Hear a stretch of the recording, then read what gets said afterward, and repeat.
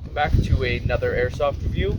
I am your host, Nightfall from Profound Madness, and today we're going to be looking at the ICS L85A2 LSW. So, first things first, it's my primary gun, so I've used it quite a bit at this point. It is on the more expensive side at around $640 Canadian, or about $570-ish American, I believe. It has been fairly reliable for me. It hasn't broken on me or anything like that, though it is on the heavier side, being made of stamped steel. All things considered, I would say if you're looking for a gun to either make into a designated marksman rifle or into a light machine gun, there are definitely options available to do either of them, and I think this rifle can even perform fine as a standard infantry rifle, though you do have to be a bit stronger because otherwise its weight will carry you down. So for a brief history of the SA-80 family. So originally, the Small Arms for the 80s project was designed to replace the Belgian-made FN-FAL, which had been adopted by the British Army as the L1A1. The initial concerns came out during its trials, in which it competed against several other rifles, including the M16, and it was found to be fairly unreliable. Many of these issues arose from a lack of proper maintenance, as soldiers believed that keeping the gun well lubricated and oiled would attract more sand and dust into the weapon itself, which resulted in a above average level of misfires from the weapon. When these tests were done with two well-maintained guns, the L85 actually outperformed the M16, though because of its rather poor ergonomics, it was hated by soldiers upon its adoption by the British Army.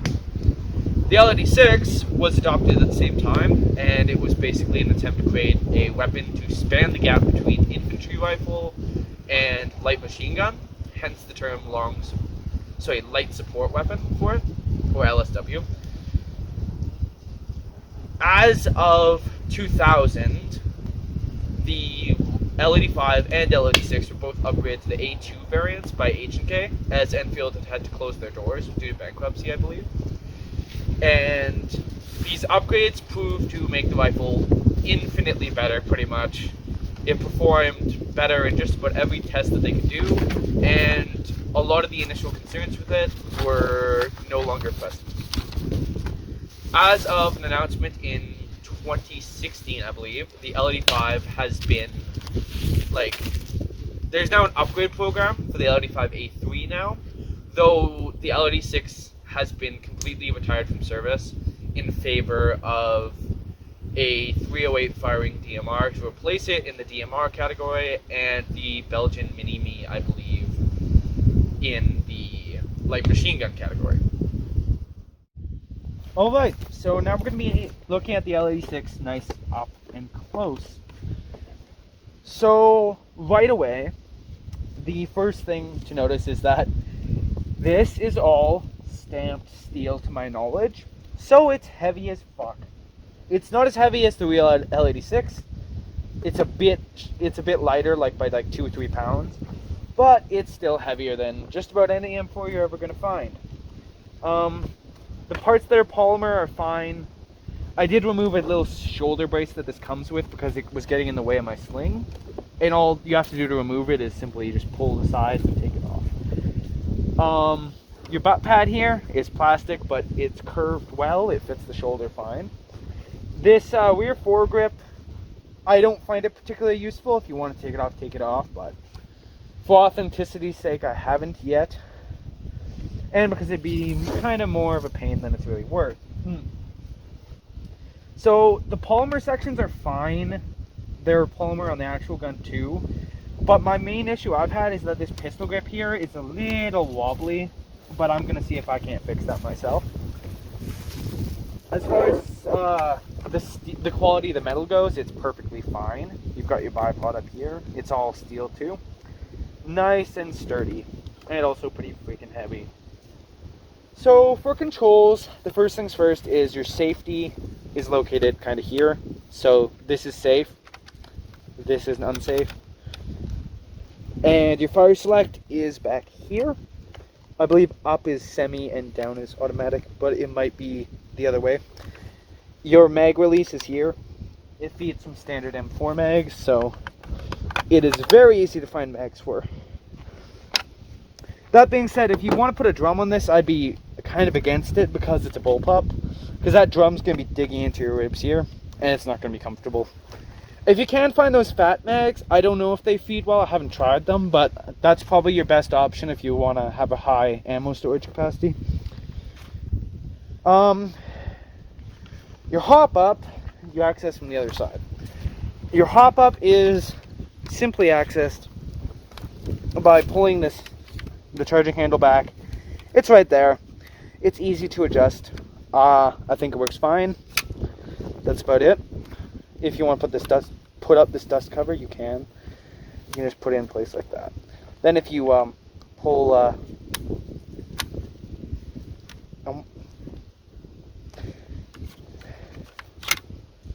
sorry, if you pull that back, it pops the dust cover. Sling points, you've got 2 matching ones on the back here, and one up front here that can be reversed. Though I haven't done so because I'm a right-handed person. Your bipod is opened with this, it's hard for you guys to see, but this lever here, you pull it down,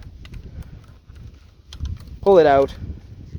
When you pull it up like this, it'll stay up, though it does swivel around. You can't that is the problem with having a swiveling bipod. It does stuff like that. You push this in and push those down to take them out. And wow, that was shocking. Never had that happen. Okay, so bipod's back on. When you want to pack up, simply lift up, push those in. They're spring loaded. Then you push them together, and that'll allow you to swing them back up this way. Then you just pull that lever back I mentioned earlier, put them in it, you're good. It's got pretty basic iron sights. There's kind of standard carry handle. The rail on this, however, is a 19mm rail, so unless you have a SUSAT, you will need to buy an adapter to put on a 20mm rail. Oh, battery. The battery goes in here. I know it looks small, right? But in actuality, the battery compartment is much bigger.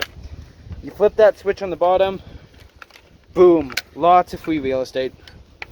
You can fit most size batteries in there fine. I use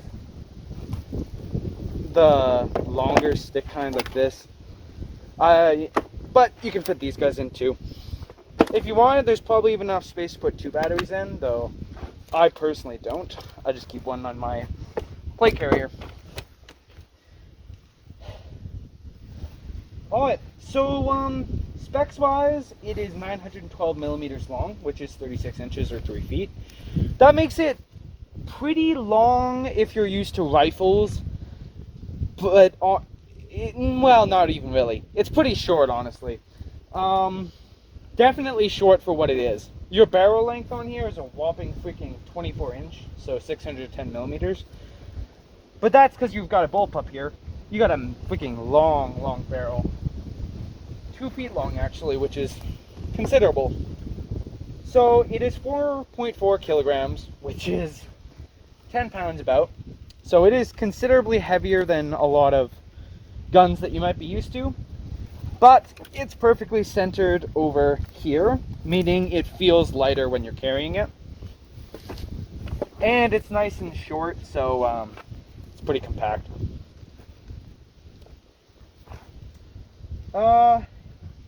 It shoots around 400 FPS with 0.2s, but I use 0.25s, and I get a bit under that. But it has decent range to it. It's not the greatest, but honestly, I just need to put a scope on it. And I need to get a new inner barrel, but that's just personal preference. I would say if you're looking for a DMR, this probably suits that role better than it does as an LMG.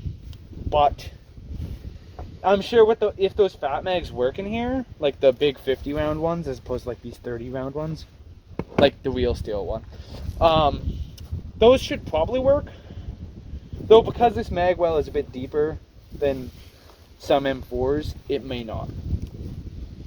But yeah, that's all I've got to say for the externals and internals of this. There's been no mods done to it, so it is completely stock. Oh, and as I mentioned, you need to get a rail adapter if you want to mount any kind of scope on it.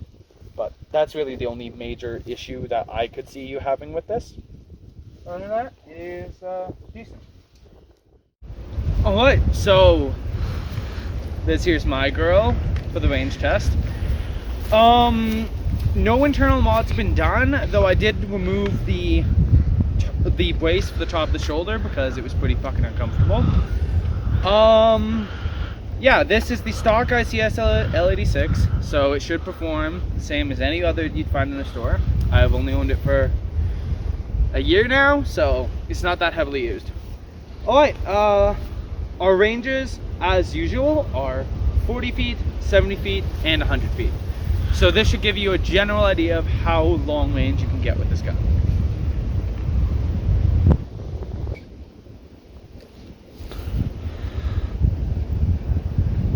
Alright, we will begin by engaging the 40-foot target.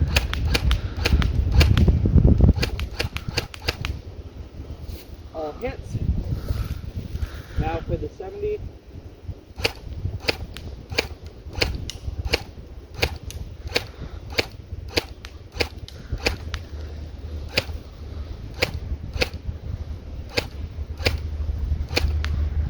Alright, so several misses and a couple hits. Now for the 100.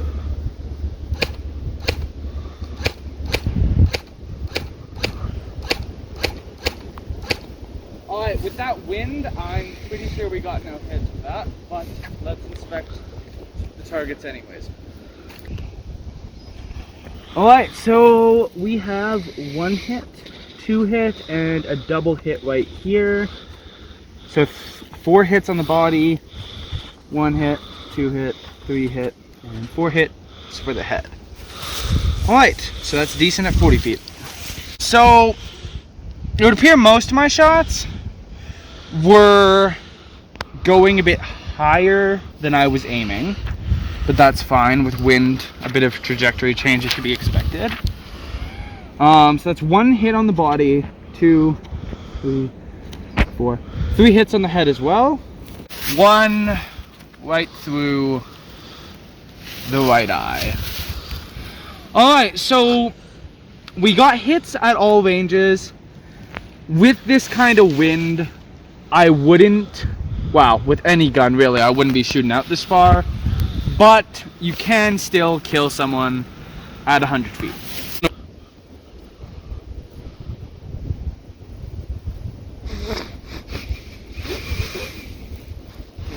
Alright, so now for some fully automatic fire, which in my opinion is where this rifle excels.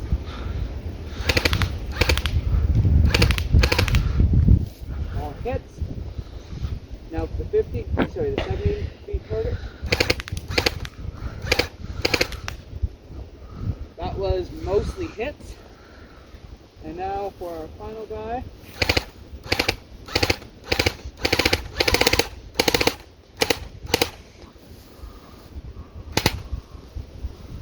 And we are out of ammo.